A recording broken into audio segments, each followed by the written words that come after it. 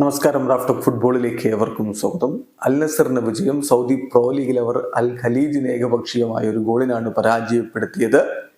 അൽ നസറിന്റെ വിജയ goal Aymeric ലാപ്പോർട്ടിന്റെ വകയായിരുന്നു. ദമ്മാമിൽ വെച്ച് നടന്ന മത്സരത്തിൽ അൽ നസറിന്റെ മുന്നേറ്റങ്ങൾ നയിച്ചുകൊണ്ട് ക്രിസ്ത്യാനോ റൊണാൾഡോ, ഗരീബോ, ഒറ്റാവിയോ എന്നിവരാണ് ഒരുമിച്ച് അണിനിരന്നത്. എന്നാൽ സസ്പെൻഷൻ കഴിഞ്ഞ് മടങ്ങിയെത്തിയ ക്രിസ്ത്യാനോക്ക് തന്റെ സ്വതസിദ്ധമായ ഫോമിലേക്ക് ഉയരാൻ പറ്റിയില്ല എന്നുള്ളത് ഈ മത്സരത്തിലെ ശ്രദ്ധേയമായിട്ടുള്ള കാര്യമാണ്. ഒരു ബ്രേക്ക് വന്നിരുന്നു അദ്ദേഹത്തിന്. നമുക്കറിയാം, അലി അൽ ബുലൈഹിയുമായിട്ട് സൂപ്പർ കപ്പിന്റെ സെമി ഫൈനലിൽ പ്രശ്നമുണ്ടായതിനാണ് അദ്ദേഹത്തിന് റെഡ് കാർഡ് ലഭിച്ചത്. പിന്നെ സസ്പെൻഷനായി.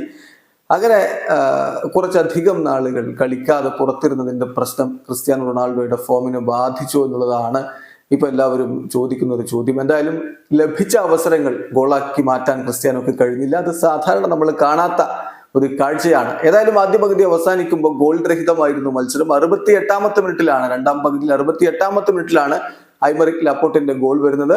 ആ ഗോളിന് തന്നെ ഒടുവിൽ അൽ നസർ വിജയിച്ച് കയറുകയും ചെയ്തു. എന്തായാലും മത്സരം 1-0 വിജയിച്ചതോടെ 29 കളികളിൽ നിന്ന് 71 പോയിന്റ് ആയിട്ടുണ്ട് അൽ നസറിന്. അവരിപ്പോഴും സൗദി പ്രോ ലീഗിൽ 2ാം സ്ഥാനത്താണ്.